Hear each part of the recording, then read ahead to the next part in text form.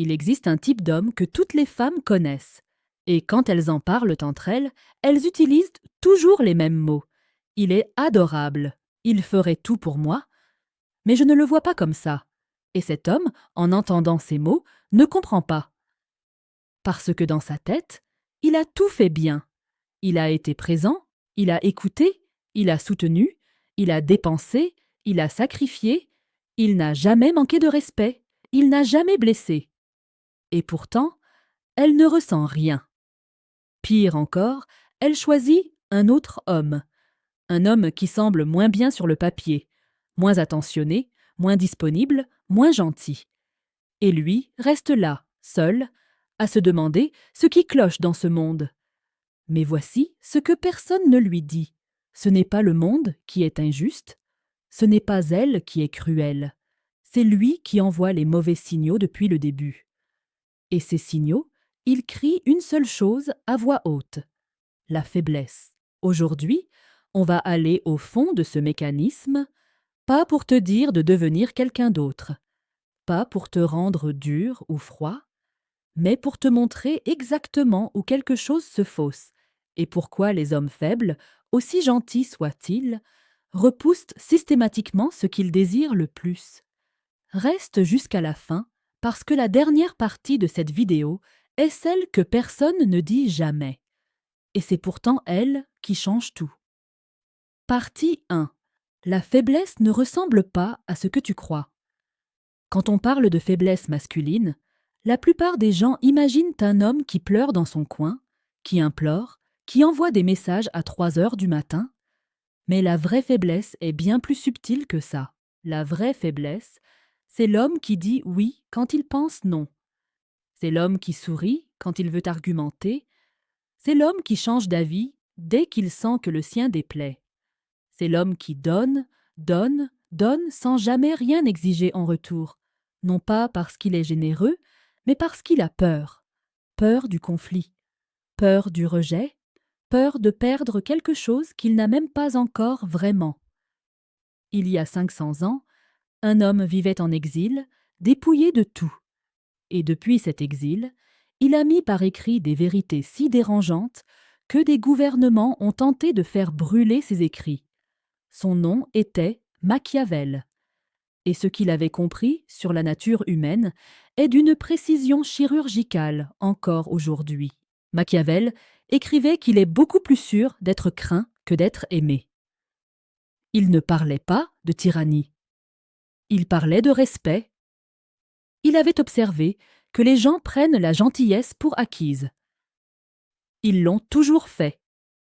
Mais ils ne prennent jamais la force pour acquise. Et cette vérité s'applique dans les relations modernes avec une précision terrifiante. Un homme sans colonne vertébrale envoie un signal clair au cerveau d'une femme. Pas physiquement, évolutivement. Un homme qui ne peut pas tenir tête à sa propre partenaire ne pourra jamais protéger ce qui lui est confié face au monde extérieur. Et cet instinct, elle ne le choisit pas. Il se déclenche automatiquement, bien avant qu'elle ne réfléchisse. Les femmes ne veulent pas d'un homme gentil. Elles veulent un homme fort qui est capable d'être gentil. C'est une différence de taille. L'un est un choix qui vient de la force, l'autre est un réflexe qui vient de la peur. Partie 2. La gentillesse transactionnelle. Le premier piège.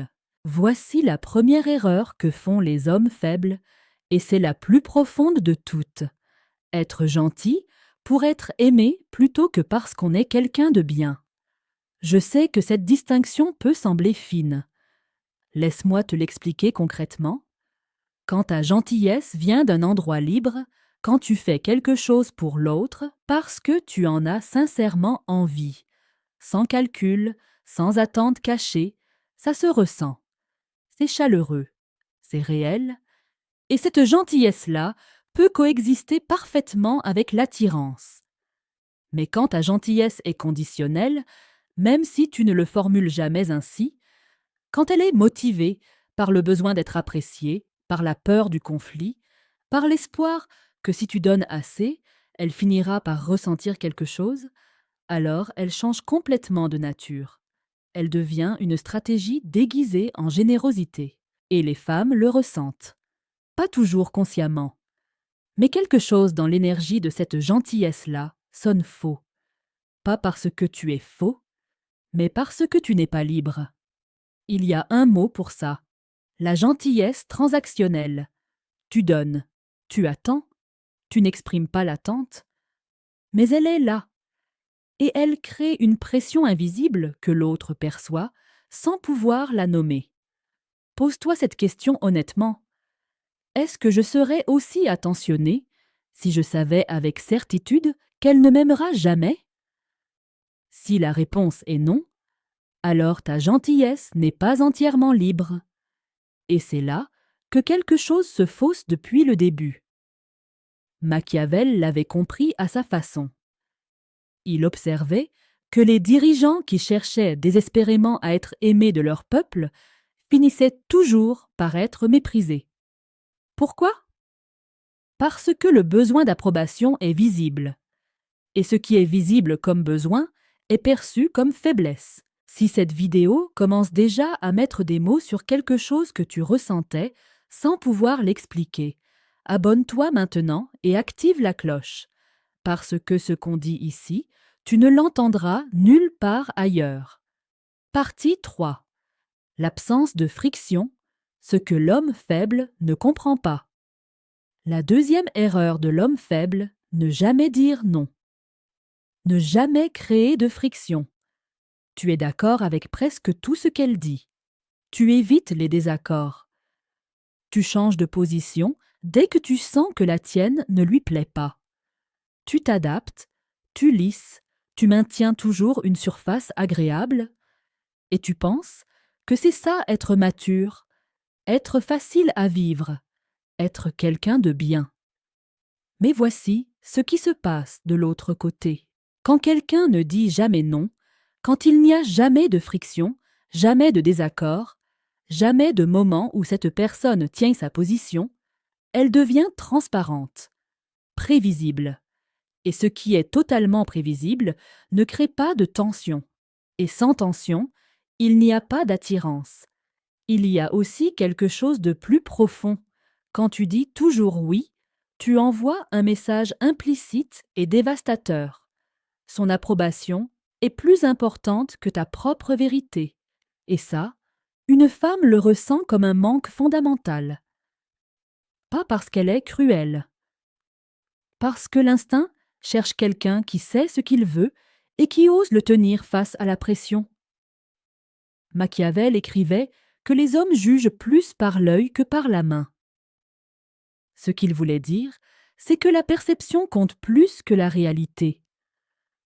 Un homme qui paraît inébranlable est traité comme tel, peu importe ce qu'il ressent réellement à l'intérieur. Le paradoxe de l'homme trop gentil, c'est qu'à force de vouloir éviter tout ce qui pourrait déplaire, il finit par devenir quelqu'un avec qui on ne peut pas vraiment se connecter. Parce que la vraie connexion naît aussi dans le frottement, dans la différence, dans le moment où deux personnes ne sont pas d'accord et restent quand même là. La phrase la plus attirante n'est pas toujours oui. C'est parfois « je vois les choses différemment », dit calmement, avec assurance, sans agressivité. Partie 4. Le piège du confident, le rôle dont on ne sort jamais. La troisième erreur, et c'est celle qui emprisonne le plus d'hommes sans qu'ils s'en rendent compte. Devenir le confident émotionnel sans jamais être l'homme. Tu l'écoutes pendant des heures. Tu es là quand ça ne va pas. Tu connais ses peurs, ses doutes, ses histoires passées. Elle te dit des choses qu'elle ne dit à personne d'autre. Et toi, tu penses que cette intimité va naturellement se transformer en attirance. Mais ça ne fonctionne pas comme ça. Ce qui se passe en réalité, c'est que tu t'es glissé dans un rôle. Le rôle du confident. Et les rôles, une fois installés, sont extrêmement difficiles à changer. Parce que dans le rôle du confident, tu es là pour recevoir, pour soutenir, pour stabiliser. Et ce rôle, aussi précieux soit-il, ne contient pas l'imprévisibilité ni la polarité qui créent le désir. Il y a ce que j'appelle le piège de la disponibilité émotionnelle totale. Quand tu es disponible pour tout, à n'importe quelle heure, pour n'importe quelle conversation, tu deviens un espace sûr. Et les espaces sûrs, on les apprécie, on s'y repose. Mais on n'en tombe pas amoureux. Machiavel avertissait que révéler entièrement sa main est un suicide stratégique. Dans les relations, c'est exactement la même chose. Quand tu te rends totalement transparent, totalement disponible, totalement prévisible, tu supprimes le mystère. Et le mystère n'est pas un jeu enfantin. C'est un mécanisme psychologique fondamental. L'être humain est programmé pour accorder de la valeur à ce pourquoi il doit faire un effort. Plus tu te dévoiles instantanément et totalement, moins tu représentes quelque chose à découvrir. Tu lui tends le livre entier de ta vie et tu lui dis qu'il n'y a pas besoin de le lire parce que tu lui as déjà raconté la fin. Que fait-elle de ce livre? Elle le pose sur l'étagère et elle l'oublie. Ce n'est pas de la cruauté, c'est de la psychologie humaine. Partie 5. L'attente silencieuse, le comportement le plus autodestructeur. La quatrième erreur est celle qui fait le plus mal parce qu'elle dure des mois, parfois des années. Attendre sans jamais se positionner. Tu es là depuis longtemps. Tu espères, tu interprètes chaque message un peu plus long, chaque moment de complicité, chaque regard qui dure une seconde de plus. Tu te dis que si tu continues, si tu restes assez longtemps, si tu es suffisamment présent, quelque chose va basculer. Mais pendant ce temps, ta présence dans sa vie se normalise. Tu deviens une constante, et les constantes ne créent pas d'émotions. Elles sont juste là. Voici la vérité difficile. En attendant, sans te positionner, tu ne protèges pas la relation.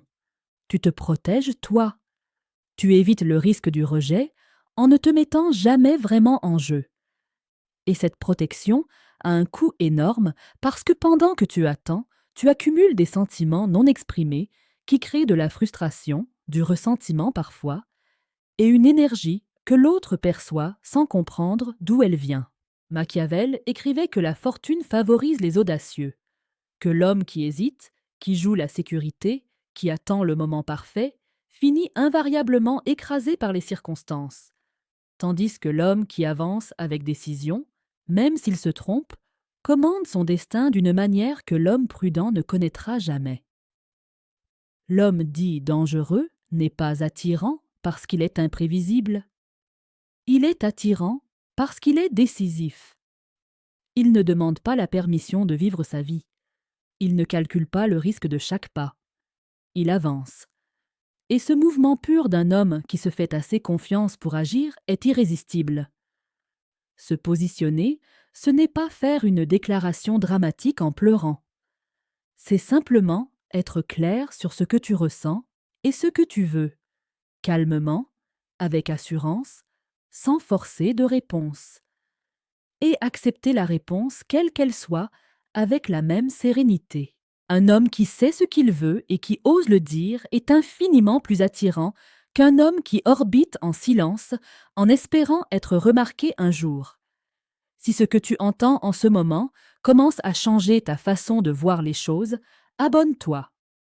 Active la cloche, parce que chaque semaine on revient avec des vérités que personne d'autre n'ose formuler. Partie 6. La peur déguisée en bonté, la racine de tout. On arrive maintenant à l'erreur la plus profonde, celle que personne ne nomme, celle qui est à la racine de toutes les autres. Confondre la peur du conflit avec de la bonté. Je vais te demander de rester avec moi sur ce point parce qu'il demande de l'honnêteté. Beaucoup d'hommes qui se décrivent comme trop gentils ne sont pas trop gentils. Ils ont peur. Peur du rejet, peur du conflit, peur de décevoir, peur que si on voit vraiment qui ils sont, avec leurs opinions tranchées, leurs limites, leurs désirs propres, l'autre reparte. Et pour gérer cette peur, ils ont développé un mécanisme. Être agréable en toutes circonstances. Ne jamais heurter, ne jamais déranger, toujours lisser, toujours s'adapter. Et ils appellent ce mécanisme de la gentillesse. Mais ce n'est pas de la gentillesse, c'est de l'évitement. Et l'évitement, même habillé en générosité, reste une forme de peur. La vraie bonté est fondamentalement différente. La vraie bonté peut dire non. La vraie bonté peut décevoir quelqu'un pour rester honnête. La vraie bonté peut tenir une position inconfortable parce que c'est juste. La vraie bonté vient d'un endroit de force, jamais de peur. Et c'est précisément ça que les femmes détectent. Elles ne fuient pas ta bonté. Elles fuient ta peur cachée derrière ta bonté. Machiavel avait une formule pour ça. Il disait que les hommes qui imitent la force sans la posséder réellement sont les premiers à s'effondrer quand la pression monte. Parce que ce qu'ils projettent n'a pas de fondation. C'est une façade. Et les façades se voient. Le travail ici n'est pas de devenir quelqu'un de dur ou d'indifférent. C'est d'identifier d'où vient ton besoin d'être constamment approuvé. C'est de te demander qu'est-ce qui se passerait réellement si je déplaisais, si je disais non, si j'exprimais quelque chose qui crée un inconfort, et de découvrir progressivement que tu survivrais et que tu serais même davantage respecté. Partie 7. La mission, ce que l'homme faible n'a jamais compris.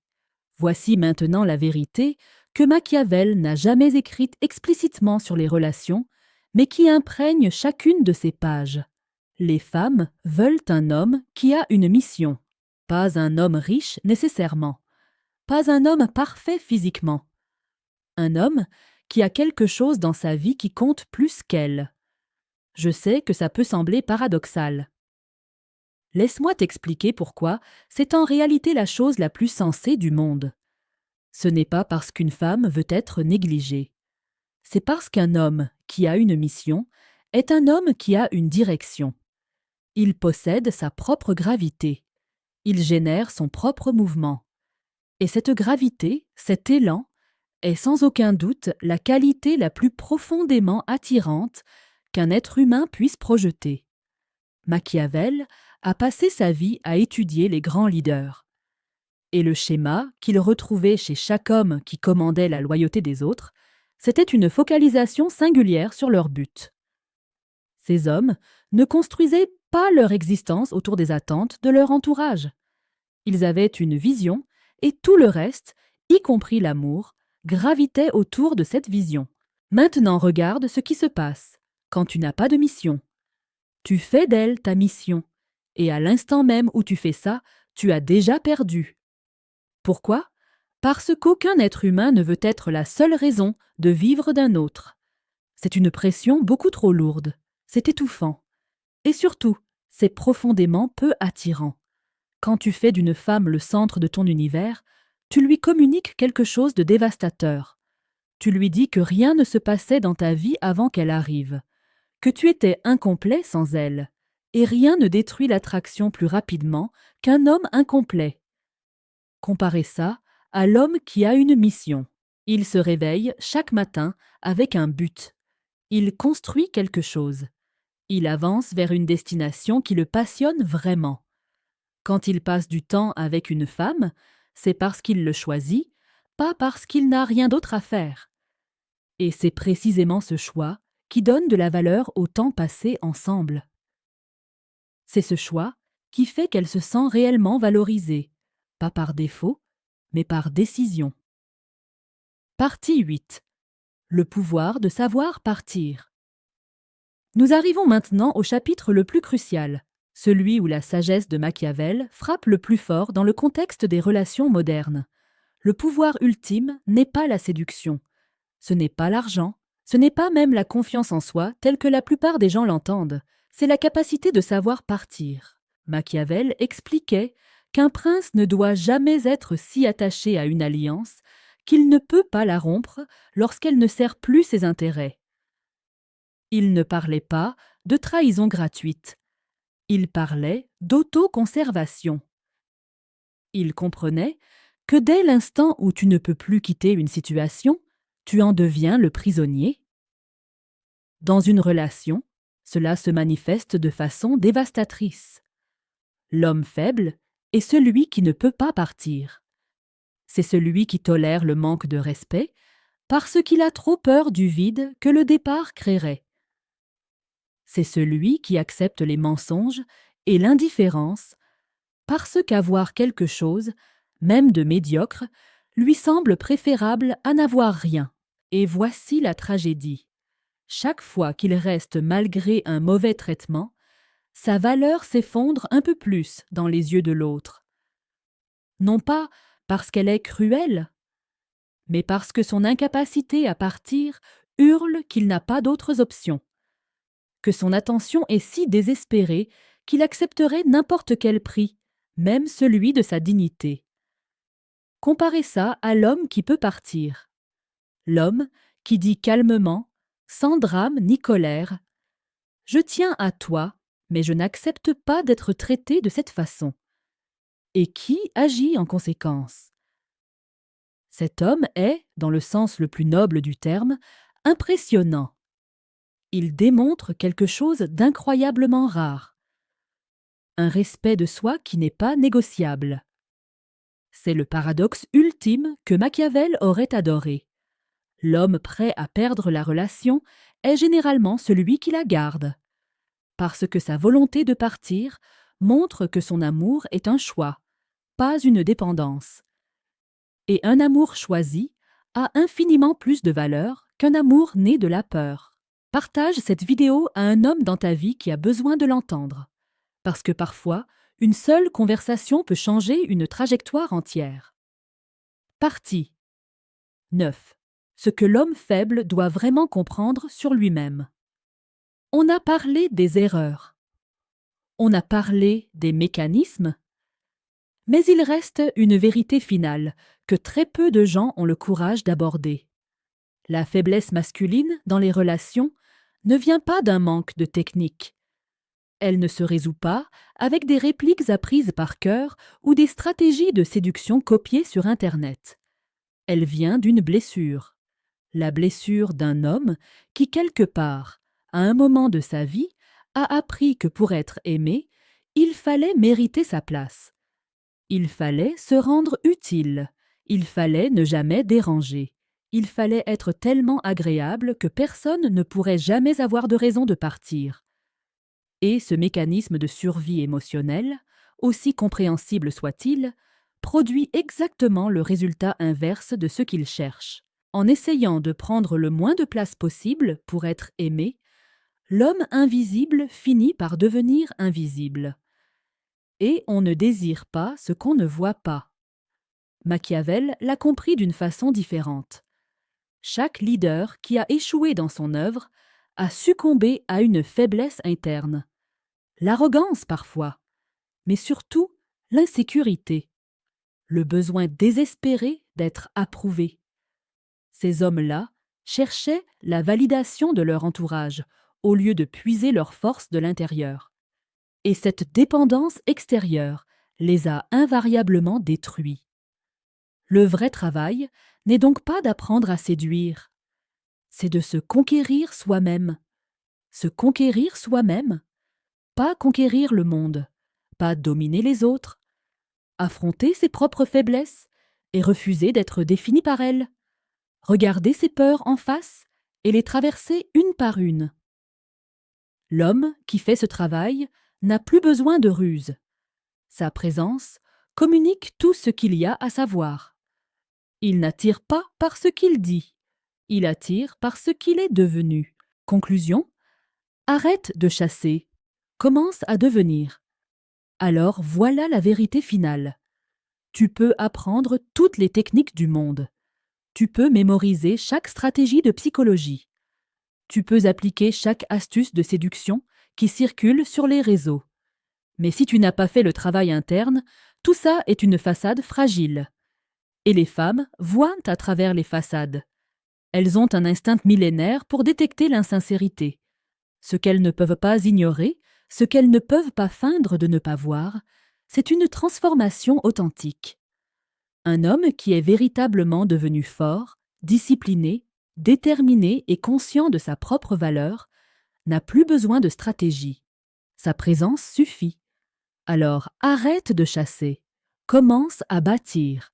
Arrête de jouer un rôle. Commence à devenir. Arrête de te demander comment attirer les femmes. Et commence à te demander quel genre d'homme tu veux être. Parce que lorsque tu répondras honnêtement à cette deuxième question et que tu feras le travail qu'elle implique, la première question n'aura plus besoin de réponse. Elle se résoudra d'elle-même. La vérité brutale que Machiavel n'aurait pas hésité à formuler aujourd'hui n'est pas que les femmes sont compliquées. C'est que la plupart des hommes sont paresseux dans leur croissance, dans leur but, dans leur évolution. Et ils sont ensuite choqués quand la vie ne leur donne pas ce qu'ils désirent. Ne sois pas cet homme. Sois l'homme dont Machiavel aurait fait l'éloge. Pas celui qui a hérité du pouvoir, mais celui qui l'a gagné, au prix de sa discipline, de sa mission et de sa maîtrise de lui-même. Si cette vidéo a changé ta perception de toi-même, si elle a mis des mots sur quelque chose que tu vivais sans pouvoir l'expliquer, fais une chose maintenant. Abonne-toi. Clique sur la cloche. Parce que chaque semaine, on revient avec des vérités que personne d'autre n'ose dire, des conversations qui te rendent plus fort, plus lucide, plus libre. Et partage cette vidéo à un homme qui en a besoin. Parce que parfois, une seule vidéo peut changer une trajectoire de vie entière. Dis-moi dans les commentaires, tu t'es déjà retrouvé dans l'une de ces situations? Qu'est-ce qui t'a aidé à en sortir ou qu'est-ce qui te retient encore? Je lis tous les commentaires. Je réponds. Et la prochaine vidéo va te montrer comment reconstruire une vraie confiance en soi dans les relations. Pas la confiance de façade. La confiance qui change réellement comment le monde te perçoit dès les premières secondes. On se retrouve là-bas.